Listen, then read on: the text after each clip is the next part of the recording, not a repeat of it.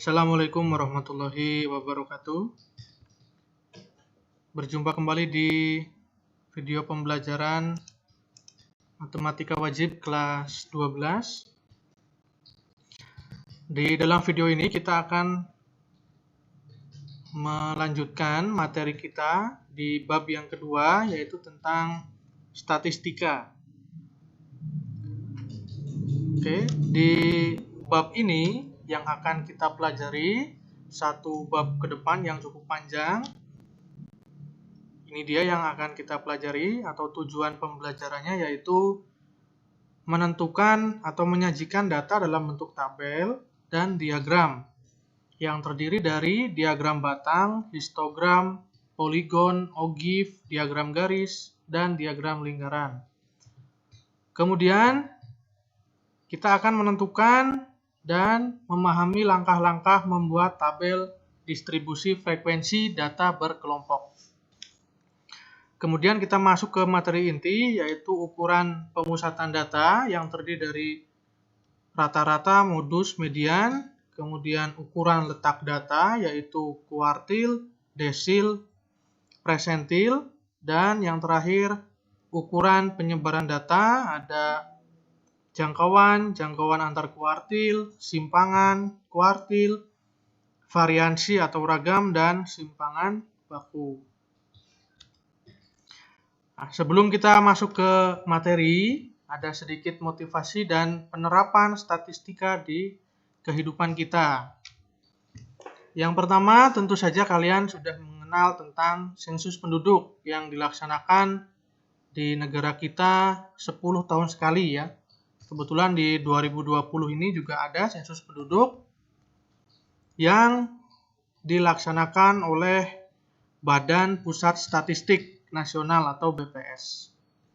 Nah, sebagai motivasi kalian setelah melanjutkan ke jenjang perguruan tinggi, barangkali ada yang mempunyai minat atau ingin bekerja di Badan Pusat Statistik. Ini adalah satu badan yang mengurusi segala hal data di negara kita. Misalkan kemiskinan, atau sensus penduduk, sensus ekonomi, dan lainnya. Nah, kemudian kalian juga telah mengenal statistik di pemilu, atau yang sekarang ini sedang dilaksanakan pilkada. Nah, biasanya di dalam pemilihan umum nanti sebelum diumumkan oleh KPU ada yang namanya quick count ya. Quick count atau perhitungan cepat, yaitu prediksi siapa pemenang pemilu itu ya. Di sana akan disajikan beberapa grafik ya atau diagram, ada yang berbentuk lingkaran, diagram batang, dan lain-lain. Tentu saja itu sudah tidak asing lagi di telinga kita. Setelah kalian mempelajari bab ini, nanti seperti yang kalian bisa lihat ya, kalian termotivasi untuk bisa bekerja di Badan Pusat Statistik atau meneliti di quick count dan lain-lain. Oke, statistika sendiri yang akan kita pelajari, yang pertama dimulai dari pengumpulan data. Nah, pengumpulan data bisa dengan cara angket ya atau pemberian pertanyaan atau pernyataan biasanya, kemudian wawancara atau pengamatan. Kemudian data yang kita kumpulkan kita sajikan ya. Kita sajikan dalam bentuk tabel, diagram atau grafik. Kemudian baru kita olah. Nah, ya. Oke, kita masuk ke definisi statistik dan statistika. Statistika adalah salah satu cabang ilmu di matematika, seperti halnya geometri yang sudah kita pelajari di bab pertama. Statistika sendiri telah menjadi cabang matematika yang tanda kutip penting dan berdiri sendiri ya. Bahkan di beberapa universitas ada khusus fakultas statistik. Apa itu statistik? Statistik adalah hasil pengolahan data dan analisis data atau sejumlah nilai yang dapat memberikan gambaran tentang sekumpulan data. Kemudian statistika itu adalah ilmu yang mempelajari tentang statistik atau pengetahuan yang berhubungan dengan cara-cara pengumpulan data, pengolahan, penganalisisan, dan penarikan kesimpulan berdasarkan kumpulan data. Yang selanjutnya, statistika dibedakan menjadi dua macam, yaitu statistika deskriptif, yaitu tahapan statistika yang berkenaan dengan pengumpulan, penyajian, dan pengolahan, atau yang akan kita pelajari di bab ini. Kemudian statistika inferensial, itu adalah statistika yang berkenaan dengan penarikan kesimpulan dan hipotesis. Nah, ini statistika inferensial akan kalian pelajari bagi yang jurusan MIPA di matematika peminatan. Kita masuk ke populasi dan sampel. Populasi adalah seluruh objek yang akan diteliti.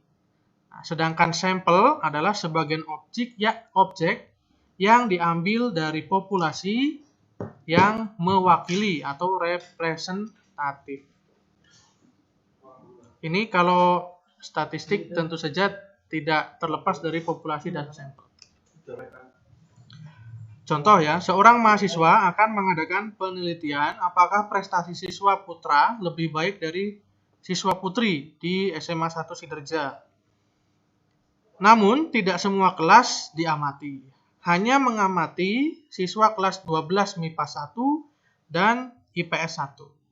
Maka populasi di sini adalah tentu saja seluruh siswa SMA 1 Siderja, tetapi sampelnya hanya diambil sebagian, yaitu kelas 12 MIPA 1 dan IPS 1. Selanjutnya, datum dan data. Datum adalah setiap informasi yang diperoleh melalui pengukuran atau pengamatan. Dan data adalah sekumpulan datum.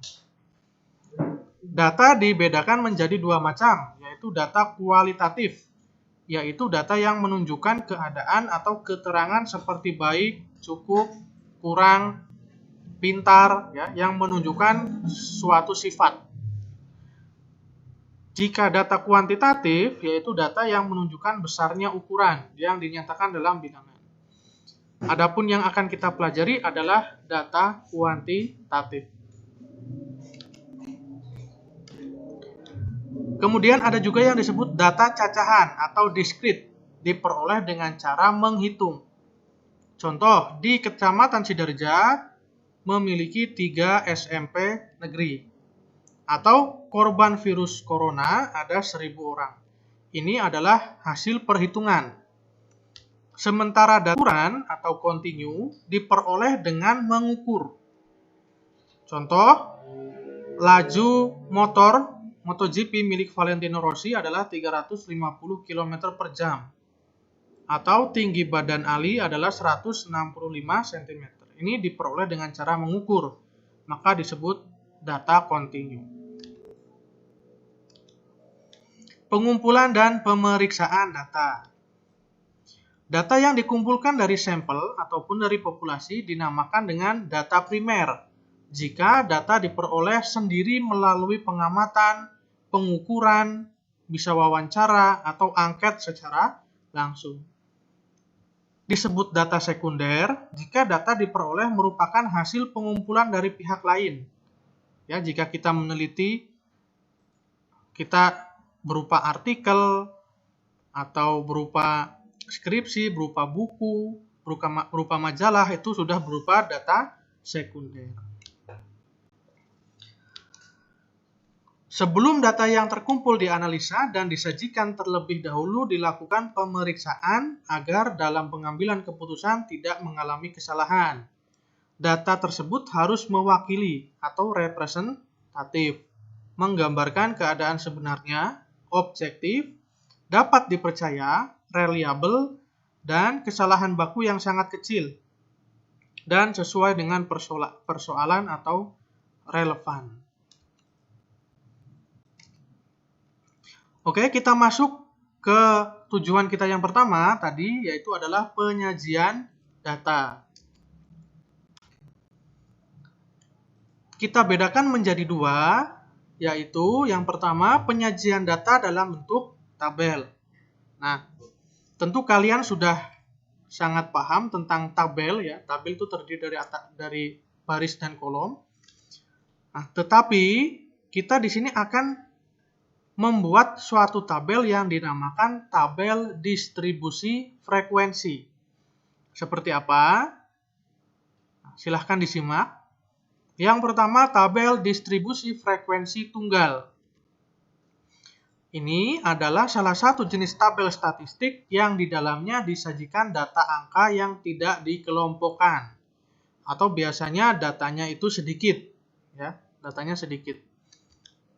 Perhatikan data berikut. Ini contoh ya, ada sekumpulan data, ini ada angka, di sini ada 2, 6, 3, 3, 5, 6, dan seterusnya. Ya. Kita akan menyatakan dalam daftar distribusi frekuensi. Nah, bisa kalian mengurutkan data tersebut, bisa diurutkan dulu, boleh, atau tidak diurutkan, tidak apa-apa. Ya. Nah, misalkan kita urutkan seperti ini. Nah, setelah kita urutkan, nah seperti ini, kemudian kita sajikan dalam tabel. Caranya bagaimana? Di sini ada berapa komponen, ada berapa angka di sini, yaitu 1, 2, 3, 4, 5, dan 6. Kita akan sajikan dalam frekuensi. Misal, 1 ini ada 4, 2-nya ada 5. 3-nya ada berapa, dan seterusnya. Maka kita membuat seperti ini. Datanya itu tadi ada 1, 2, 3, 4, 5, 6. Kemudian kita buat turus. Kalian pasti pernah melihat ya dan mengenal. Turus itu garis lurus yang menyatakan kuantitas. Caranya bagaimana? Pertama, kalau di buku ya, kalian tangan kiri menunjuk angka di sini, nanti berjalan tangan kirinya, tangan kanan menuliskan turusnya. Misal tangan kiri 1, ini angka 1 berarti di angka 1 ditulis turusnya 1. Angka 1 lagi 1. Terus nanti angka 2 berarti di sini. Angka 3 di sini, dan seterusnya. Jadi caranya adalah tangan kiri menunjuk angkanya, tangan kanan menuliskan turusnya. Kemudian turus itu dihitung frekuensinya. Ini 1-nya ada 4, 2 ada 5, dan seterusnya. Nah, dapat diubah menjadi tabel ini ya, disingkat, datanya ada 1 sampai 6, frekuensinya ada 1-nya ada 4, 2-nya ada 5, dan seterusnya. Ternyata jumlah datanya adalah 30. Ini yang disebut tabel frekuensi data tunggal. Ya. Kemudian sekarang masuk ke inti, yaitu tabel distribusi frekuensi data berkelompok. Contoh, data hasil penilaian yang dilakukan guru matematika terhadap 80 siswa kelas 12 dinyatakan sebagai berikut. Oke, ini contoh ulangan harian ya. Ulangan harian. Oke, ulangan harian matematika misalkan datanya seperti ini. Boleh dicatat di buku. Kita akan sajikan data ini dalam bentuk tabel distribusi frekuensi.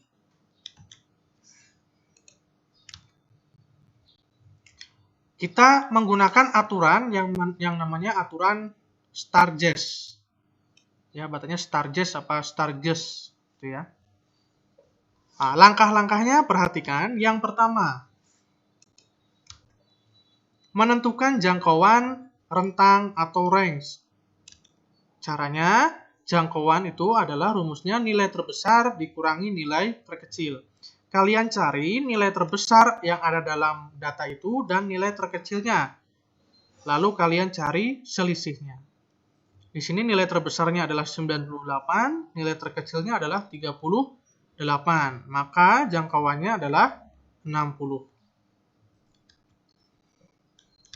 Kemudian langkah kedua, menentukan banyaknya kelas atau banyaknya, nanti ada berapa baris yang akan kita buat dengan rumus seperti ini.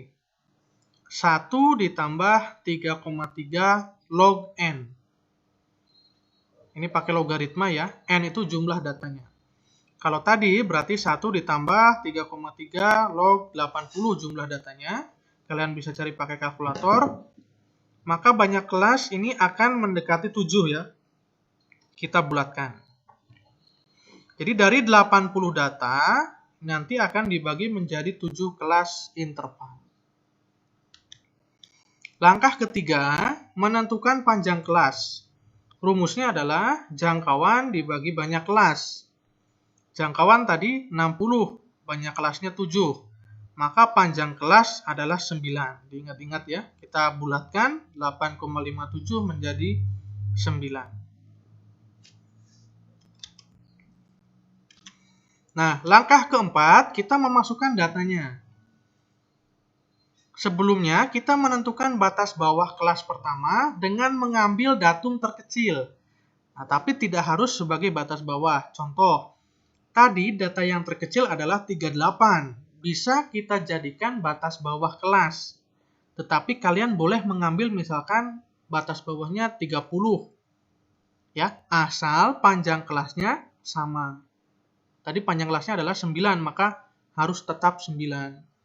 Sedangkan untuk kelas tertinggi diambil datum yang terbesar, tetapi juga tidak harus. Misalkan tadi datum terbesar adalah 98. Bisa kalian ambil 100 misalkan. Ya, sekali lagi harus sesuai dengan panjang kelasnya. Oke, contoh di sini tadi dibagi menjadi 7 kelas ya. Kita ambil kelas yang pertama, datum yang terkecil tadi 38.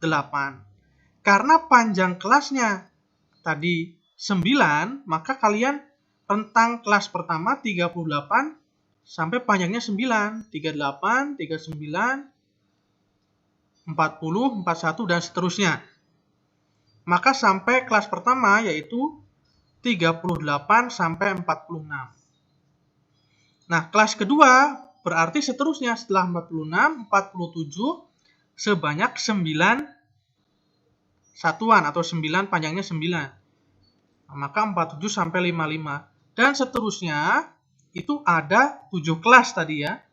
Nah, kelas yang terakhir yaitu 92 sampai 100.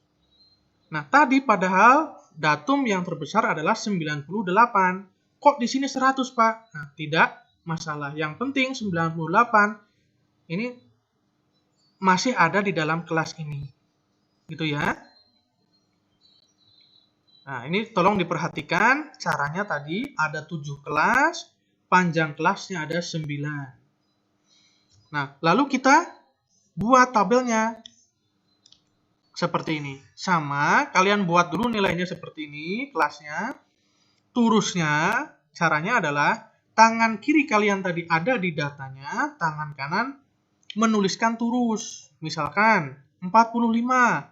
Oh, ada di kelas pertama, ada di rentang ini, maka tulis 1 di sini. 80 misalkan, 80 ada di sini, tulis 1 di sini. Seperti itu ya, caranya tangan kiri menunjuk data, tangan kanan menuliskan turus. Maka diperolehlah frekuensi sebagai berikut dari data tadi. Kelas pertama frekuensinya 1, kelas kedua 5, dan seterusnya. Ini kalau dijumlah harus menghasilkan 80. Oke, itu.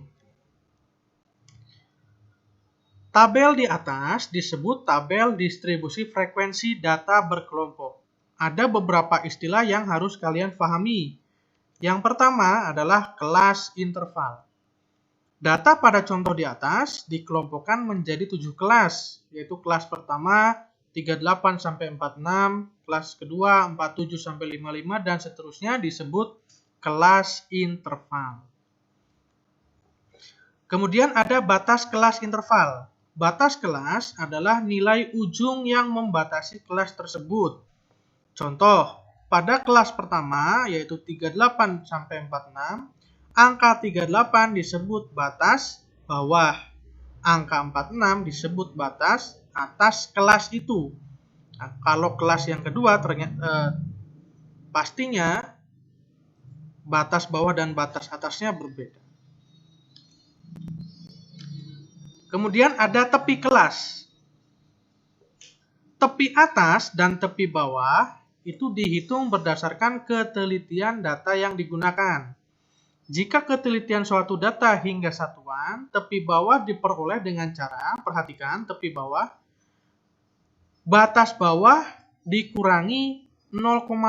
Ya. Tepi bawah itu rumusnya batas bawah dikurangi 0,5. Sedangkan tepi atas diperoleh dengan cara menambah. Ya, atau tepi atas itu batas atas ditambah 0,5. Jadi kalian harus terbiasa dengan kata-kata batas bawah dan tepi bawah, batas atas dan tepi atas, begitu ya. Contoh, kelas pertama tadi 38 sampai 46. Maka tepi bawah, ini maaf tepi ya, tepi bawah itu 38 dikurangi 0,5 sama dengan 37,5. Itu tepi bawah dikurangi 0,5. Tapi kalau tepi atas itu 46 ini ditambah 0,5 atau sama dengan 46,5. Ya, jadi perhatikan tepi bawah dan tepi atas. Bedanya dengan batas atas dan batas bawah. Selanjutnya ada panjang kelas adalah selisih antara tepi bawah dan tepi atas suatu kelas. Ya, ingat panjang kelas adalah selisih tepi ya, tepi bawah dan tepi atas, bukan batas atas dan batas bawah. Contoh, kelas pertama yaitu 38 sampai 46 tadi memiliki tepi bawah 37,5 dan tepi atas 46,5. Berarti panjang kelas adalah 46,5 dikurangi 37,5 yaitu sama dengan 9. Ya, ini sesuai dengan langkah-langkah Sturgis tadi ya. Menghitungnya juga bisa seperti ini. Kemudian titik tengah. Titik tengah adalah nilai yang dianggap mewakili kelas tersebut. Titik tengah diperoleh dari setengah batas bawah ditambah batas atas. Contoh, kita pakai kelas pertama 38 sampai 46. Maka titik tengah itu sama dengan setengah dikali 38 tambah 46. Atau setengah kali 84, yaitu 42. 42 ini dianggap mewakili kelas 38 sampai 46. Ya, begitu juga dengan kelas kedua, ketiga, dan seterusnya. Nah, dari kesimpulan di atas, maka bentuk umum dari distribusi frekuensi, tabel distribusi frekuensi disajikan sebagai berikut. Seperti ini ya, ada interval, batas bawah, batas atas, tepi bawah, tepi atas, panjang interval, dan titik tengah. Ini maaf, tepi atas harusnya ini ditambah ya.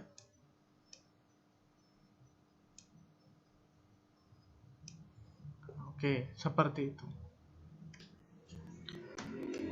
Yang kedua, kita masuk ke dalam penyajian dalam bentuk diagram. Kalau tadi penyajian dalam bentuk tabel ya. Oke. Yang pertama diagram batang. Tentu saja kalian sudah pernah belajar di SMP ya, penyajian data. Contoh, pengamatan jumlah hak pilih pemilu 2020 di 5 kecamatan disajikan dalam tabel. Kita bisa membuat diagram batang seperti ini ya. Kecamatan A hak pilihnya 3000, kecamatan B 3500 dan seterusnya. Dari data yang disajikan ini bisa kita analisis datanya, yaitu jumlah hak pilih pemilu 2020 terbanyak ada di kecamatan D, yaitu 5000 hak pilih. Selanjutnya, histogram. Apa itu histogram? Histogram adalah diagram batang berhimpit. Ya. Contoh seperti ini. Perhatikan di sini, ada keterangan satu kotak ini adalah 350 anak. Ini adalah diagram batang ya, tapi berhimpit. Jika setiap siswa menabung Rp500, berapakah tabungan yang terkumpul? Perhatikan jumlah semua siswa di sekolah A, ini A-nya ada 1, 2, 3, 4. 4 kotak kali 350 yaitu 1.400. B berarti 3 kotak kali 350, 1.050 dan seterusnya. Kemudian kalian jumlah, hasilnya ternyata ada 7.800 anak dikali Rp500 menghasilkan Rp4.900.000. Nah, bentuk histogram ini masih sederhana. Nanti kita akan membuat histogram dari tabel distribusi frekuensi atau merubah histogram ke dalam tabel distribusi frekuensi. Ya. Nanti kita akan belajar sampai situ. Selanjutnya poligon. Jika sebuah histogram ditentukan titik tengahnya, kemudian titik tengah itu dihubungkan dengan garis, maka akan terbentuk grafik yang disebut poligon. Contohnya ada tabel seperti ini. Kita tentukan titik tengah tadi setiap kelas ya. Caranya kalau kelas pertama berarti 15 ditambah 19 dibagi 2 ya, dan seterusnya. Ini titik tengah, kemudian frekuensinya ini. Jika kita merubah ke dalam histogram atau yang berhimpit tadi, ya, titik tengahnya kelas pertama ini ada 17, kelas kedua 22, kelas ketiga 27, 32, dan seterusnya. Kemudian diambillah titik tengahnya, kemudian kita tarik garis seperti ini, akan menghasilkan poligon. Jadi diagram batang berhimpit disebut histogram. Ini diagram garis di titik tengah histogram disebut poligon. Lanjut, diagram garis. Tentu saja kalian sudah pernah tahu, adalah grafik yang berbentuk garis lurus. Diagram garis menyajikan data yang berurutan atau kontinu yang disajikan pada koordinat kartesius dengan sumbu X dan sumbu Y digunakan untuk frekuensinya. Contoh, hasil penjualan minyak di toko ayam pada periode Juli sampai Desember disajikan dalam diagram garis berikut. Perhatikan ini Juli, Agustus, dan seterusnya. Nah, ada pertanyaan. Pada bulan apa kenaikan penjualan paling sedikit? Oke. Jawabnya, di Juli sampai Agustus terjadi kenaikan 5 satuan. Ya. Ini tadinya 10 menjadi 15, berarti naik 5. Pada bulan Agustus sampai September, ini 30 dikurangi 15. Berarti Agustusnya kenaikan 15. September naik ternyata 5. Ya. Oktober turun. Oktober sampai November turun sebanyak 15. Kemudian naik lagi sebanyak 25. Artinya kenaikan penjualan paling sedikit pada bulan Juli dan September. Atau kenaikan paling sedikit di sini yang paling terlihat adalah pada bulan Oktober ya. Maaf, pada bulan Oktober yaitu sampai minus 15. Ini Oktober ini penurunan ya. Maaf, Oktober adalah penurunan, sedangkan kenaikan itu yang paling sedikit Juli sampai Agustus, kemudian September. Kemudian yang terakhir diagram lingkaran atau pastel. Diagram lingkaran adalah penyajian dengan menggunakan sektor-sektor dalam suatu lingkaran.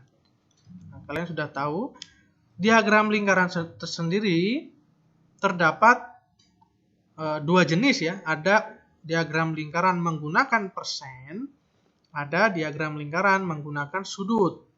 Kalau persen berarti maksimal 100%, kalau sudut maksimal 360 derajat. Contohnya di sini ada tabel, kita akan buat diagram lingkarannya. Menggunakan persen dan sudut ya. Ya, kalau persentase berarti misalkan sepak bola 60 per banyak datanya ini 200, berarti 60 per 200 kali 100% sama dengan 30%. Kalau sudut berarti 60 per 200 kali 360 derajat, yaitu 108 derajat. Kemudian kita buatlah diagram lingkarannya. Seperti ini. Silahkan kalian catat dan buat latihan. Ya.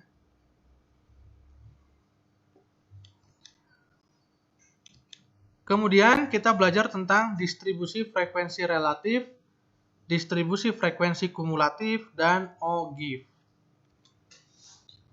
Yang pertama, distribusi frekuensi relatif adalah distribusi frekuensi yang frekuensi relatif masing-masing kelas dapat diperoleh dengan menyatakan presentasi frekuensi kelas tersebut terhadap jumlahnya.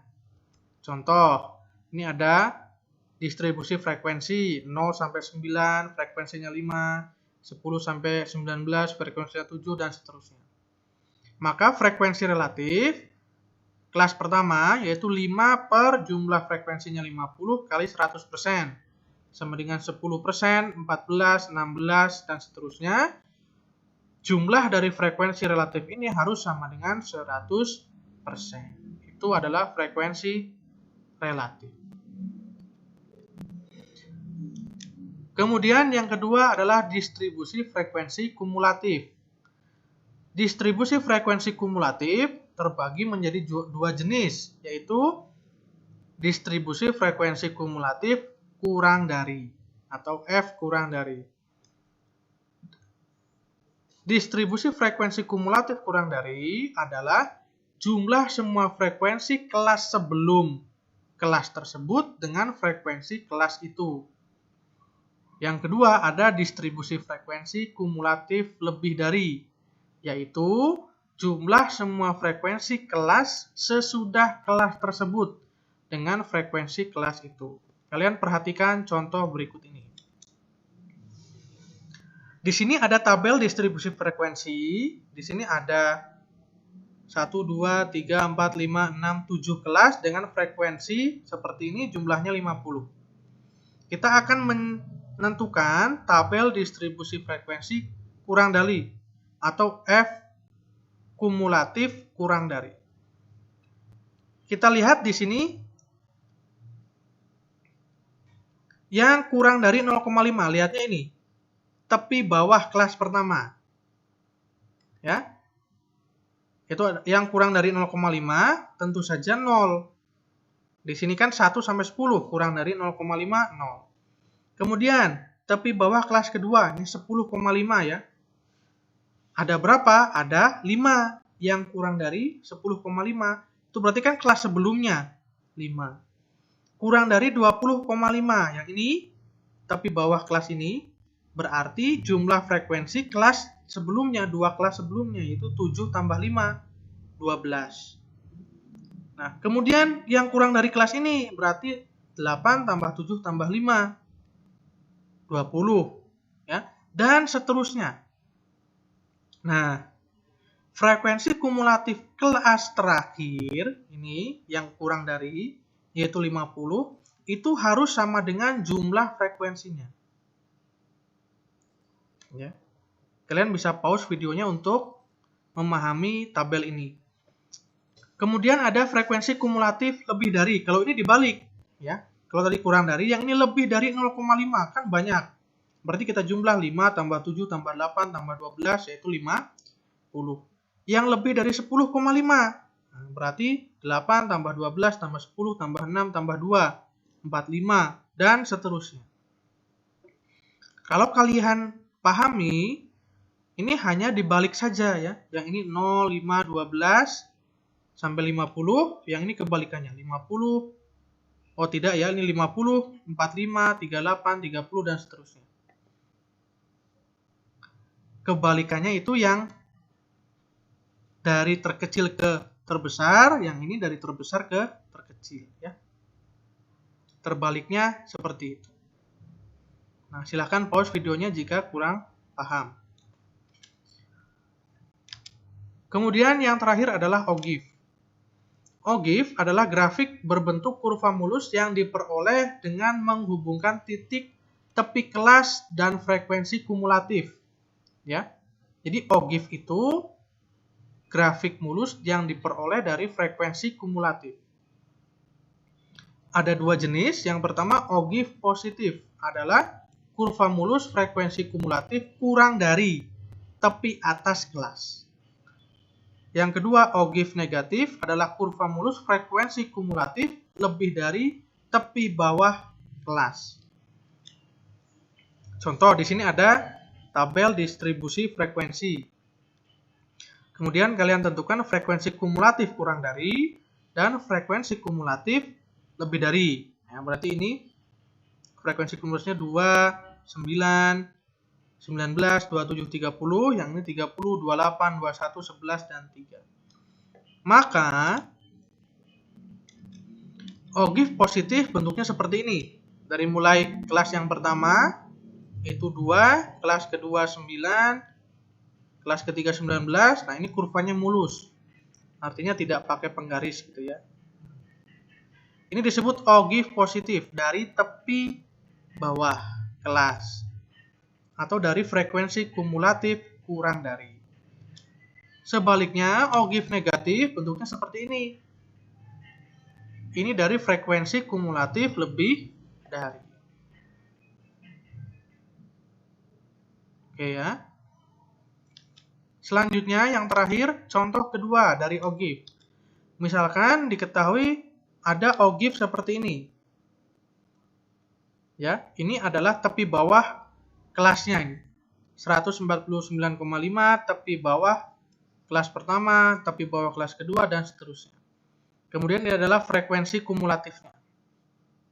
Ini merupakan ogive positif. Perhatikan ogive di samping adalah ogive positif dari tinggi badan sekelompok siswa SMA. Selisih frekuensi terbesar di kelas interval adalah, kita suruh mencari selisih frekuensi terbesar. Perhatikan frekuensi kumulatif kurang dari 164,5 ya. 164,5 ini adalah datanya 65. Kemudian frekuensi kumulatif dari 159,5 ini adalah 25. Selisih paling besar yaitu 65 kurangi 25 yaitu 40.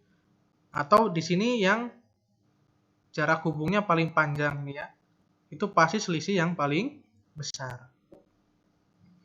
Kemudian banyak siswa yang tinggi badan kurang dari 170. Nah, 170 perhatikan frekuensi kumulatif 169,5 ya. Karena kurang dari 170. Nah, berarti di sini nilainya adalah 95 siswa. Oke, seperti itu. Silahkan kalian pelajari lagi dan pause videonya jika kurang memahami. Oke, untuk distribusi data kelompok kita akan pelajari di video berikutnya. Terima kasih atas perhatiannya, semoga bermanfaat. Assalamualaikum warahmatullahi wabarakatuh.